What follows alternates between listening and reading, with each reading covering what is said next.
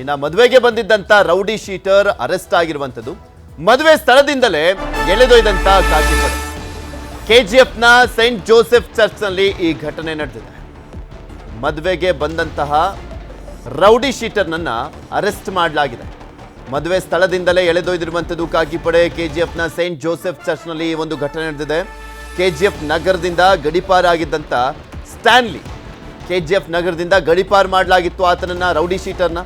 ಕಲಬುರಗಿ ಜಿಲ್ಲೆಗೆ ಗಡಿಪಾರಾಗಿದ್ದಂಥ rowdy Stanley May 2ರಂದು ಗಡಿಪಾರು ಮಾಡಲಾಗಿತ್ತು. ಮೇ 2ನೇ ತಾರೀಕು 20 ದಿನಗಳ ಹಿಂದೆ ಗಡಿಪಾರು ಮಾಡಲಾಗಿತ್ತು. ಗಡಿಪಾರು ಆದೇಶಕ್ಕೆ ತಡೆಯಾಜ್ಞೆ ತಂದಿದ್ದಂಥ ಸ್ಟ್ಯಾನ್ಲಿ, ಅದಕ್ಕೆ ತಡೆಯಾಜ್ಞೆಯನ್ನ ತಂದಿದ್ದ ಈ ರೌಡಿ ಶೀಟರ್ ಸ್ಟ್ಯಾನ್ಲಿ ಕೆಜಿಎಫ್ಗೆ ಬಂದು ಮತ್ತೆ ಧಮಕಿಯನ್ನ ಹಾಕಿದ್ದ ರೌಡಿ. ಕೆಜಿಎಫ್ಗೆ ಬಂದು ಒಂದು ತಡೆಯಾಜ್ಞೆಯನ್ನ ತಂದ ಬಳಿಕ ಮತ್ತೆ ಧಮಕಿಯನ್ನ ಹಾಕಿದ್ದಾನೆ. ಮಗನ ವಿರುದ್ಧ ದೂರು ನೀಡಿದವರಿಗೆ ಧಮಕಿಯನ್ನ ಹಾಕಲಾಗಿತ್ತು. ಆತನ ಮಗನ ವಿರುದ್ಧ ದೂರನ್ನ ನೀಡಿದವರಿಗೆ ಧಮಕಿಯನ್ನ ಹಾಕಲಾಗಿತ್ತು. ಮಳಿಗೆ ಮಾಲೀಕರೊಬ್ಬರಿಗೆ ಬೆದರಿಕೆ ಹಾಕಿದ್ದ ಸ್ಟ್ಯಾನ್ಲಿ. ಈತನ ದೂರಿನ ಮೇರೆಗೆ ಸ್ಟ್ಯಾನ್ಲಿ ಬಂಧನಕ್ಕೆ ಬಂದಿದ್ದಂತ ಪೊಲೀಸರನ್ನೇ ತಳ್ಳಿದ್ದ ಈ ಸ್ಟ್ಯಾನ್ಲಿ ಈ ವೇಳೆ ಎಳೆದೊಯ್ದಿದ್ದಾರೆ ಪೊಲೀಸರು. ನೋಡಿ, ನಿಮಗೆ ತೋರಿಸ್ತಾ ಇದ್ದೀವಿ ಯಾವ ರೀತಿಯಾಗಿ ಎಳ್ಕೊಂಡು ಹೋಗಿದ್ದಾರೆ ಅಂತ. ರೌಡಿ ಶೀಟರ್ ಅವನು ಸ್ಟ್ಯಾನ್ಲಿ ಇದನ್ನಲ್ಲ, ರೌಡಿ ಶೀಟರ್. ಆತನ್ನ ಗಡಿಪಾರು ಮಾಡಲಾಗಿತ್ತು. ಕೆಜಿಎಫ್ ಇಂದ ಕಲಬುರಗಿಗೆ ಗಡಿಪಾರು ಮಾಡಲಾಗಿತ್ತು. ಆ ಗಡಿಪಾರು ಆದೇಶಕ್ಕೆ ತಡೆಯನ್ನ ತಂದಿದ್ದ ಆತ. ನಂತರ ಇನ್ನೊಬ್ಬರಿಗೆ ಬೆದರಿಕೆ ಹಾಕಿದ್ದ. ಆ ದೂರಿನ ಆಧಾರದ ಮೇಲೆ ಈತನನ್ನ ಬಂಧನ ಮಾಡಲಿಕ್ಕೆ ಹೋಗಿದ್ರು. ಪೊಲೀಸರನ್ನ ತಳ್ಳಿದ್ದಾನೆ, ಎತ್ತಾಕೊಂಡು ಹೋಗಿದ್ದಾರೆ ರೌಡಿ. ಇದ್ರ ಬಗ್ಗೆ ಇನ್ನಷ್ಟು ಮಾಹಿತಿಯನ್ನು ಕೊಡ್ತಾ ಹೋಗ್ತಾರೆ ನಮ್ಮ ಕೋಲಾರದ ಪ್ರತಿನಿಧಿ ರಘುರಾಜ್ ನಮ್ಮ ಜೊತೆ ದೂರವಾಣಿ ಸಂಪರ್ಕದಲ್ಲಿ ಜಾಯ್ನ್ ಆಗಿದ್ದಾರೆ. ರಘುರಾಜ್, ಏನಾಗಿದ್ದಲ್ಲಿ ಹಂಗೆ ತಾಕೊಂಡು ಹೋಗ್ತಾ ಇದಾರಲ್ಲ?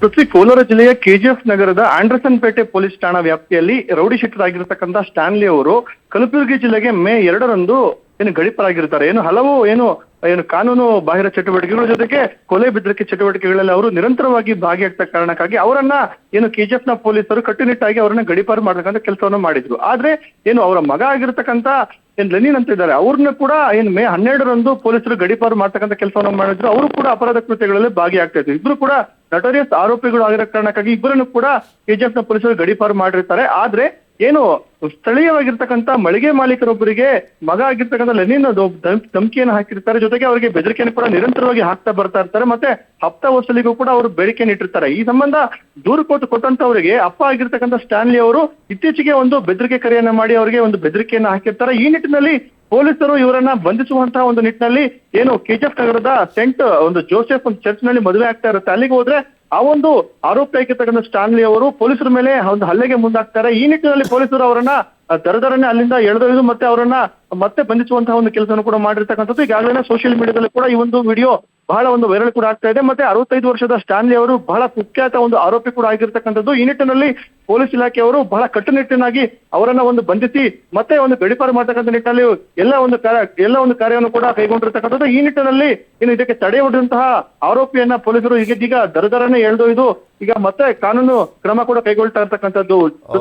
ಧನ್ಯವಾದ ರಘುರಾಜ್ ನಿಮ್ಮೆಲ್ಲ ಮಾಹಿತಿಗಾಗಿ.